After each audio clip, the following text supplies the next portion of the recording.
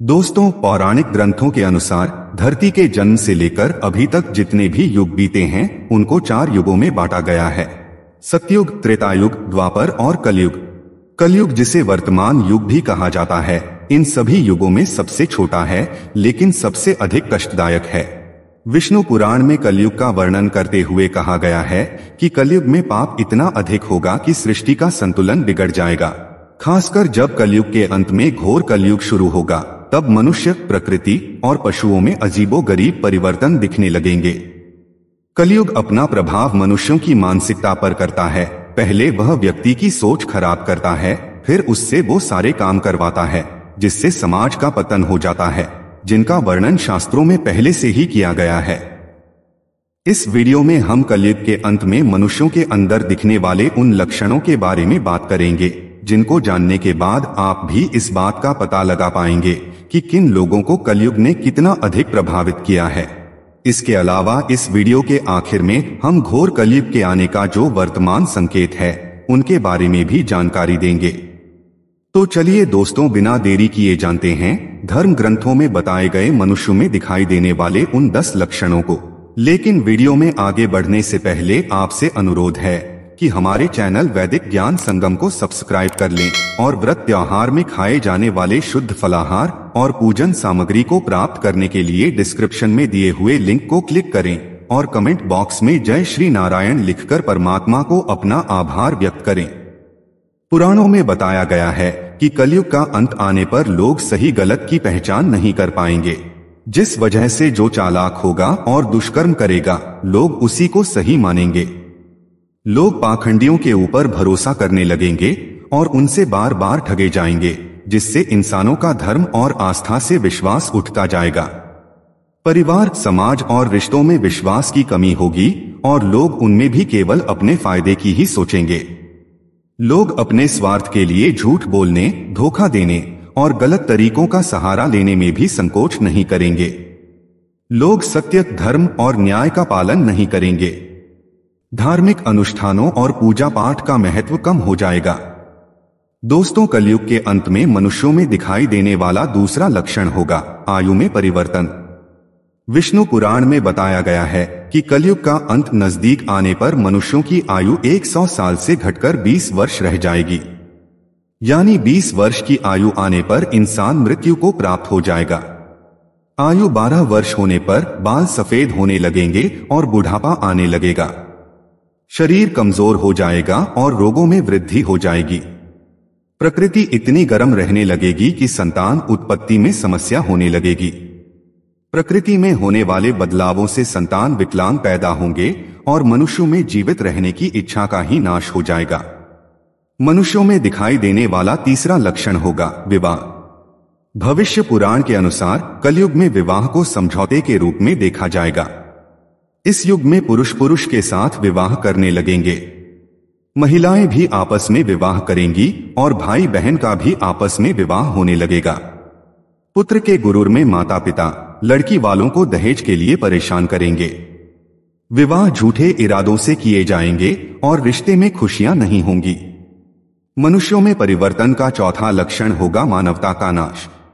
भागवत पुराण के अनुसार इस युग में शास्त्रों और वेदों का पालन कोई नहीं करेगा। लोगों के अंदर दया और करुणा जैसी भावनाएं खत्म हो जाएंगी। पूजा पाठ, व्रत, उपवास आदि धार्मिक प्रथाओं को कोई नहीं मानेगा।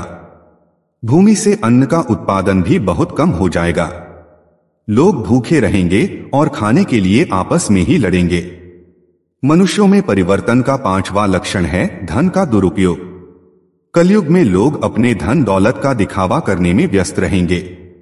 लोग दिखावा करने के लिए तो कितना भी धन खर्च कर देंगे, लेकिन अनाथ और गरीबों को देखने वाला कोई नहीं होगा। इस युग में धनी व्यक्ति और धनी होता जाएगा और अपने घमंड में गरीबों पर अत्याचार करेगा। लोग धन को सुख प्राप्ति का मार्ग समझेंगे और गरीब भूख प्यास से मरता जाएगा। छठा लक्षण, धर्म ग्रंथों के अनुसार इस युग में विवाहित दंपति एक दूसरे को धोखा देने लगेंगे। विवाह के बाद पुरुष किसी और स्त्री के साथ संबंध बनाएगा और स्त्री भी अन्य पुरुषों के साथ संबंध बनाने लगेंगी। धार्मिक विवाह का पालन होना बंद होता जाएगा और तो और लोग धार्मिक विवाह धर्म की निंदा करने से भी पीछे नहीं हटेंगे। पति पत्नी के बीच प्यार नहीं बल्कि समझौता और काम वासना रहेगी। 7वां लक्षण, ग्रंथों के अनुसार कलयुग में लोग अपने घमंड में दूसरों को नुकसान पहुंचाने से पीछे नहीं हटेंगे। रिश्तों की कदर नहीं होगी, परिवार में क्लेश का माहौल हमेशा बना रहेगा। लोग अपनी सोच का दोष दूसरों पर डालने लगेंगे। इस युग में हर इंसान अपने आप में अकेला होगा और दूसरों से दूर होता जाएगा।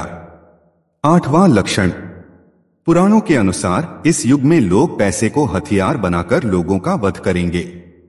जिसके पास पैसा होगा उसी को सम्मान दिया जाएगा और अच्छे लोगों को बहिष्कार किया जाएगा।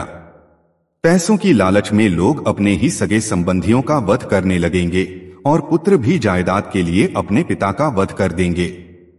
बच्चे माता पिता का आदर नहीं करेंगे और उन पर दुराचार करेंगे। 9वां लक्षण, भविष्य पुराण के अनुसार कलयुग में लोग पशु पक्षियों का वध अपने सुख के लिए करेंगे। लोग अपनी इच्छाओं की पूर्ति के लिए जानवरों का वध करके उनकी देह को अपने ही घर में सजाएंगे। इसके कई उदाहरण वर्तमान में भी देखे जा सकते हैं। अपने शौक के लिए पशु पक्षियों का वध ज्यादा करने की वजह से कई प्राणी विलुप्त हो जाएंगे। धनी लोग इंसानों के साथ साथ पशु पक्षियों के ऊपर भी समान अत्याचार करेंगे। मनुष्यों में परिवर्तन का 10वां लक्षण, अभी तक हमने जितने भी लक्षणों की बात की है उनमें से सबसे कष्टदायक होगा। दोस्तों, पुराण और वैज्ञानिक आधार के अनुसार कलयुग में लोग अपनी धरती, अपने ग्रह की सराहना नहीं करेंगे, जिस वजह से मिट्टी बंजर हो जाएगी और अनाज में कमी दिखाई देगी। पेड़ पर फल नहीं होंगे, पशु पक्षी भूखे मरने लगेंगे। धरती का संतुलन बिगड़ने की वजह से नदियां सूख जाएंगी और पानी की कमी से मनुष्य जाति का नाश हो जाएगा। दोस्तों, यह थे कलयुग में मनुष्य में दिखाई देने वाले 10 लक्षण। चलिए अब जानते हैं घोर कलयुग के वर्तमान संकेतों के बारे में। दोस्तों, बढ़ते प्रदूषण और ग्लोबल वार्मिंग की वजह से कई जगह पर खेती रुक चुकी है, मिट्टी बंजर हो चुकी है। ज्यादा मिसाइल और रासायनिक उत्पादनों की एक्सपेरिमेंट की वजह से जलवायु दूषित हो रही है। वैज्ञानिकों की माने तो अगर इनको कम ना किया गया तो बहुत जल्द मनुष्य जाति का नाश हो जाएगा। इसलिए मनुष्य में धर्म, करुणा, नम्रता होना बहुत ही जरूरी है ताकि वह इस संसार का, उसके संसाधनों का सही उपयोग करे। दोस्तों, यदि आप व्रत त्योहार में खाए जाने वाले शुद्ध फलाहार और पूजन सामग्री को प्राप्त करना चाहें तो डिस्क्रिप्शन में दिए हुए लिंक को क्लिक करें। अगर ये वीडियो आपको अच्छी लगी हो तो वीडियो को लाइक करें और अपने बंधु बांधवों को शेयर करें और ऐसे ही वीडियोस को देखने के लिए हमारे चैनल वैदिक ज्ञान संगम को सब्सक्राइब करें। सर्वे शुभं भवतु। आइए मिलते हैं अगली वीडियो में।